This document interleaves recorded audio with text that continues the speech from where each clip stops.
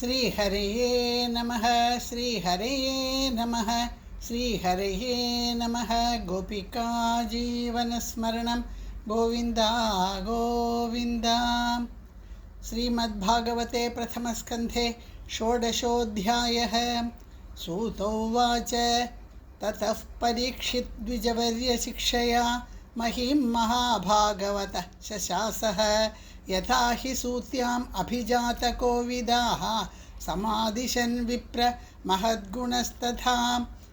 सूत उवाच ततः परीक्षिद्विजवर्यशिक्षया महीं महाभागवतः शशासः यथा हि सूत्याम् अभिजातकोविदाः समादिशन् विप्र महद्गुणस्तथा। स उत्तरस्य तनयाम् उपयेमे इरावतीं जनमेजयादीन् चतुरः तस्याम् उत्पातयत् सुतान्।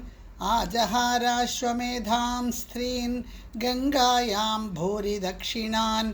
शारद्वदं गुरुं कृत्वा देवा यत्राक्षिगोचराः निजग्राह उजसा वीरः कलिं दिग्विजये क्वचित्। नृपलिङ्गधरं शूद्रं घ्नन्तं गोमिथुनं पदा। शौनक उवाच कस्य हेतोर्निजग्राह कलिं दिग्विजये नृपः। नृदेव छिन्नधृक् शूद्रः कोऽसौ गां यः पदाहनत्। तत्कथ्यतां महाभाग यदि कृष्णकथाश्रयम् अथवास्य पदाम्भोजमकरन्दलिहां सतां। किमन्यैरसदालापैः आयुषो यदसद्व्ययः क्षुद्रायुषां नृणामङ्ग मर्त्यानामृतमिच्छताम्। इहोपहूतो भगवान् मृत्युः शामित्रकर्मणि न कश्चिन्म्रियते तावद् यावदास्त इहान्तकः। एतदर्थं हि भगवान् आहूतः परमर्षिभिः अहो नृलोके पीयेत हरिलीलामृतं वचः। मन्दस्य मन्दप्रज्ञस्य वयो मन्दायुषश्च वै निद्रया ह्रियते नक्तं दिवा च व्यर्थकर्मभिः। सूत उवाच यदा परीक्षित् कुरुजाङ्गले शृणोत कलिं प्रविष्टं निजचक्रवर्तिते।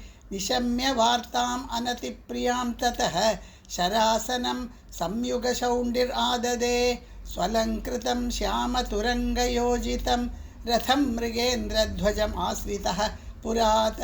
वृतो रथाश्वद्विपपत्तियुक्तया स्वसेनया दिग्विजयाय निर्गतः। भद्राश्वं केतुमालं च भारतं चोत्तरान् कुरून्। किं पुरुषादीनि वर्षाणि विजित्य जगृहे बलिं। तत्र तत्रोपसृण्वानः स्वपूर्वेषां महात्मनां प्रगीयमाणं च यशः कृष्णमाहात्म्यसूचकम्। आत्मानं च परित्रातम् अश्वत्थाम्नोऽस्त्रतेजसः। स्नेहं च वृष्णिपार्थानां तेषां भक्तिं च केशवे। तेभ्यः परमसन्तुष्टः प्रीति उज्जृम्भितलोचनः। महाधनानि वासांसि ददौ हारान् महामनाः। सारथ्यपार्षदसेवनसख्यदौत्य वीरासनानुगमनस्तवनप्रणामान्। स्निग्धेषु पाण्डुषु जगत्प्रणतिं च विष्णोः भक्तिं करोति नृपतिश्चरणारविन्दे। तस्यैवं वर्तमानस्य पूर्वेषां वृत्तिमन्वहं नातिदूरे किलाश्चर्यं यदासीत् तन्निबोध मे। धर्मः पदैकेन चरन् विच्छायाम् उपलभ्य गां पृच्छति स्माश्रुवदनां विवत्साम् इव मातरं। धर्म उवाच कच्चिद्भद्रे अनामयमात्मनस्ते विच्छायासि म्लायते षण्मुखेन। आलक्ष्ये भवतीम् अन्दराधिं दूरे बन्धुं शोचसि कञ्जनाम्ब। पादैर्न्यूनं शोचसीमैकपादम् आत्मानं वा वृषलैर्भोक्ष्यमाणम्।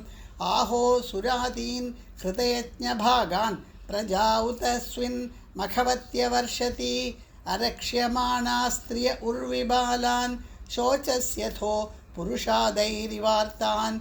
वाचं देवीं ब्रह्मकुले कुकर्मणि अब्रह्मण्ये राजकुले कुलाग्र्यान्। किं क्षत्रबन्धून् कलिनोपसृष्टान् राष्ट्राणि वा तैरवरोपितानि इतस्ततो वासनपानवासः स्नानव्यवायोन्मुखजीवलोकं यद्वाम्बते भूरिभरावतार कृतावतारस्य हरेर्धरित्री अन्तर्हितस्य स्मरति विसृष्टा कर्माणि निर्वाणविलम्बितानि इदं ममाचक्ष्व तवाधिमूलं वसुन्धरे येन विकर्षितासि कालेन वाते बलिनां बलीयसा सुरार्चितं किं हृतमम्बसौभगं धरण्युवाच भवान् हि वेद तत्सर्वं यन्मां धर्मानुपृच्छसि चतुर्भिर्वर्तसे येन पादैर्लोकसुखावहैः सत्यं शौचं दयाक्षान्तिः त्यागः सन्तोष आर्जवं शमोदमस्तपः साम्यं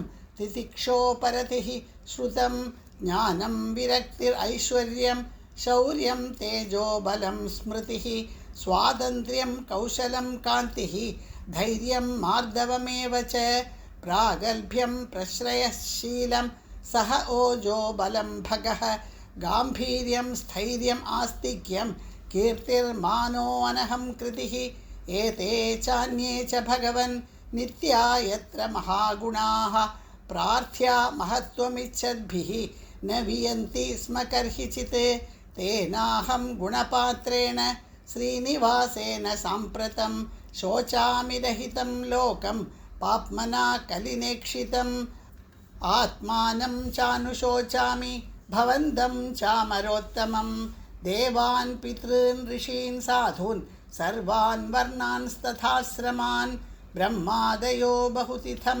यदपाङ्गमोक्षकामास्तपः समचरन् भगवत्प्रपन्नाः सा श्री स्ववासमरविन्दवनं विहाय यत्पादसौभगम् अलं भजतेऽनुरक्ता तस्याहमब्जकुलिशाङ्कुशकेतुकेतैः श्रीमत्पदैर्भगवतः समलङ्कृताङ्गी त्रीन् अत्यरोच उपलभ्य ततो विभूतिं लोकान् स मां व्यसृजत् उत्स्मयतीं तदन्ते यो वै ममादिपरमासुरवंशराज्ञाम् अक्षौहिणी शतम् अपानुददात्मतन्त्रः त्वां दुःस्थम् ऊनपदम् आत्मनि पौरुषेण सम्पादयन् यदुषु रम्यमभिभ्रदङ्गं का वा सहेतविरहं पुरुषोत्तमस्य प्रेमावलोक रुचिरस्मितवल्गुजल्पैः स्थैर्यं समानमहरत् मधुमानिनीनां रोमोत्सवो मम यदङ्घ्रिविडङ्गितायाः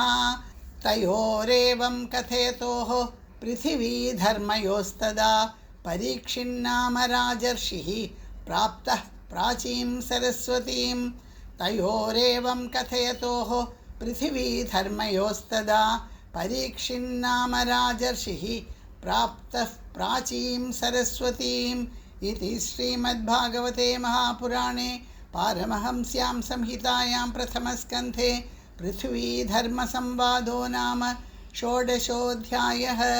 श्रीहरये नमः। श्रीहरये नमः। श्रीहरये नमः। गोपिका जीवनस्मरणं गोविन्दा गोविन्दा।